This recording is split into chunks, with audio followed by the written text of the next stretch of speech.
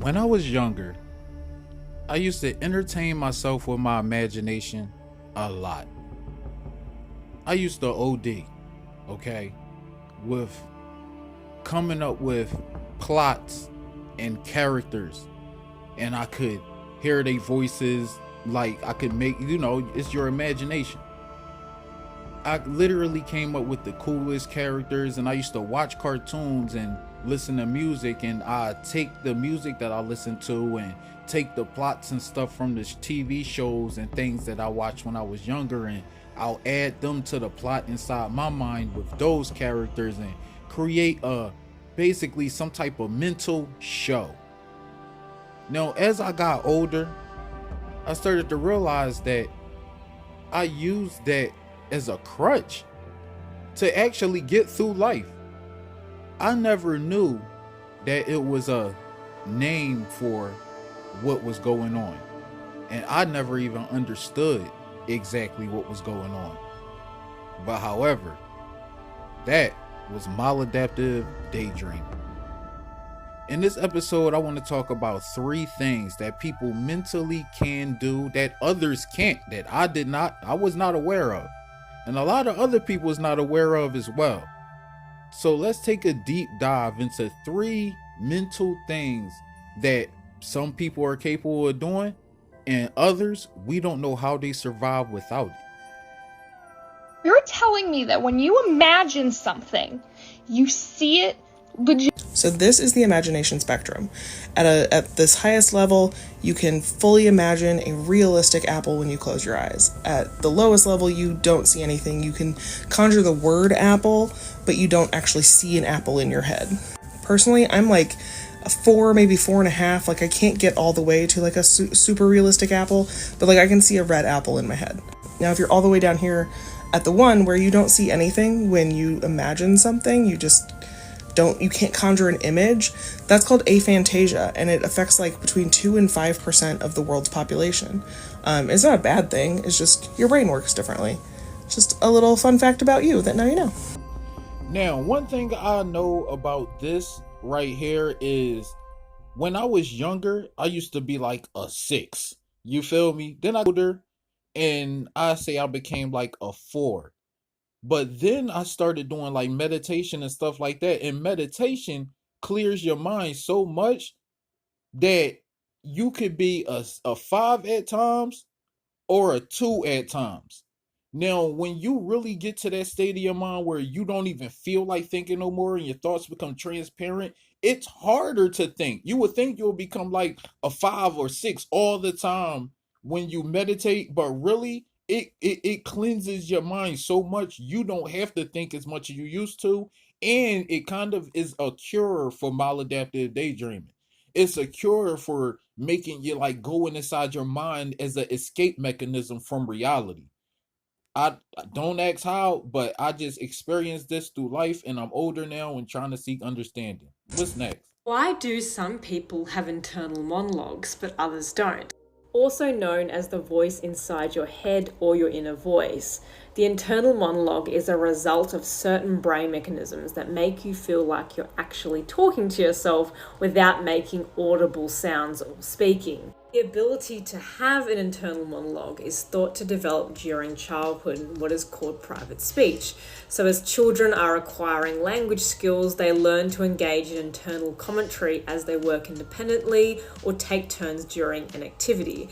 And that used to manifest in what we would know as imaginary friends. But of course, instead of carrying our imaginary friends, if you had one when you were younger, into your adulthood, we start to use inner monologues or inner speech to support working memory and to complete everyday tasks. So think of inner monologues as kind of like a replacement of the imaginary friend that you had when you were a child. About 30 to 50% of people have an internal monologue, which means that about 50 to 70% of people don't have an internal monologue, or what is otherwise known as the silent mind. So the big question is, why do some people have that internal monologue and others don't? All the researchers don't fully understand the reason why some people do and do not. Now, from my understanding, there's many forms of the internal monologue.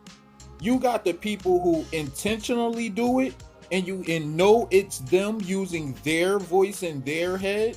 And then you got the people who, schizophrenia, and people who hear stuff through walls and hear and think that it's somebody else and don't realize they have control over it. It's like that.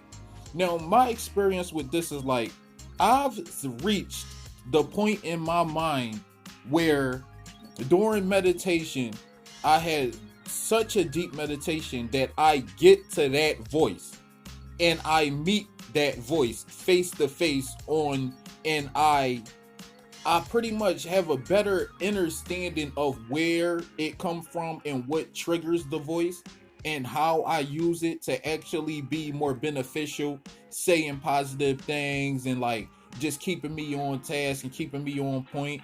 But however, not that many people have inner dialogue. And some people, if they did, they probably will go crazy. I don't know how some people don't live without inner dialogue on keeping themselves in check and all of that. Something like now I'm starting to realize that people will be walking around like walking NPCs. It's kind of crazy and weird. Let's talk about maladaptive daydreaming. For the longest time, I didn't know the correct term for the type of daydreams I would have. I just knew my daydreams were different. First, let me just say daydreaming is absolutely normal. Everyone does it. Everyone has those moments where they're just bored and they have those imaginary scenarios in their head, or they want to imagine the future. But just like everything in life, there is a spectrum of severity. And maladaptive daydreaming is on the complete opposite end of the spectrum of normal daydreaming. See, for me, my daydreams don't feel like those fake scenarios that you just randomly think of. To me, it's like a movie playing in my head, and I can see it so clear and vivid, like there's an actual movie screen inside my head, and there's such like a rich imaginative plot.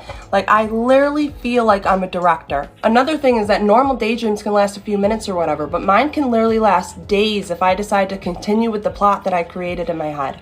I've been doing this ever since I was a little kid, and it can be very addicting, and of course it is a coping mechanism, and it's extremely hard to break the pattern. There isn't a TV show, movie, or script that can top someone's imagination who maladaptive daydream, which basically is a person who can keep their eyes open and function, but still have a whole show going on in their head, and you will never know. They like I'm not going to say, some people might be zoned out. Some people be saying the words that they're saying in their head out loud. They might, they like it can have like negative effects if you don't know how to control it. When I was younger, I say I maladaptive daydream so much that when I was in school, I remember this is what stopped me from ever like always checking myself if I ever did it. Is this girl caught me? I was sitting at my desk, and I was like talking, but I wasn't saying words. I was just moving my lips and looking at the desk, playing with the pencil.